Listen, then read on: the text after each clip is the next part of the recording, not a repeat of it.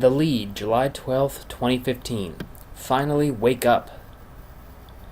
Greek Prime Minister Alexis Tsipras was brutalized today in his meeting with Angela Merkel, Francis Hollande, and European Council President Donald Tusk of Poland.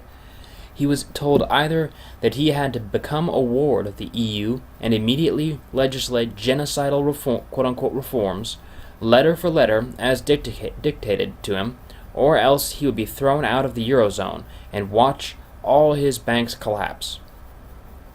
The Guardian wrote that a top EU official said that Tsipras was subjected to extensive mental brain waterboarding. Face it, the Eurozone may not be there when you get up in the morning. If not this morning, then any morning this week, and Wall Street will go with it, likely immediately.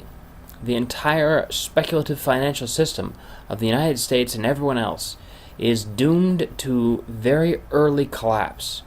This widely overinflated bubble is just waiting for the pinprick, and the blowout of the Eurozone is much bigger than a pinprick.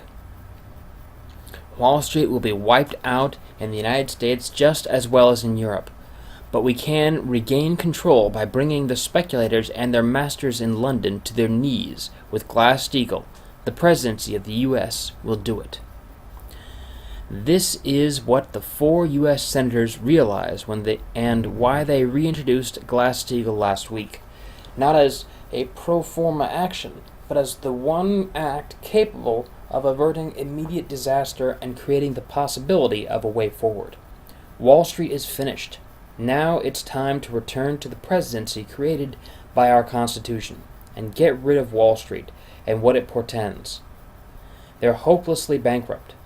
Why would you want to invest in them for? You must organize your friends and colleagues and anyone else who can understand this to widely and rapidly extend the motion from the 4 U.S. senators and the 60 House co-sponsors, all the way to successful passage and implementation.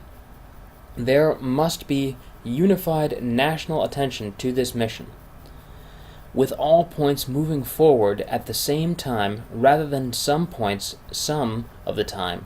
Only our movement can do this and bring the world back from the brink of the abyss. But when people say, be practical, their brains are dead. Merely nominal commitment, merely nominal membership entitles no one to drag their feet. Still less to make you drag your feet. Anyone who hangs back is simply doing it out of stupidity. Instead, they should face their stupidity and overcome it. They should understand that they're not living up to the standard required of a human being.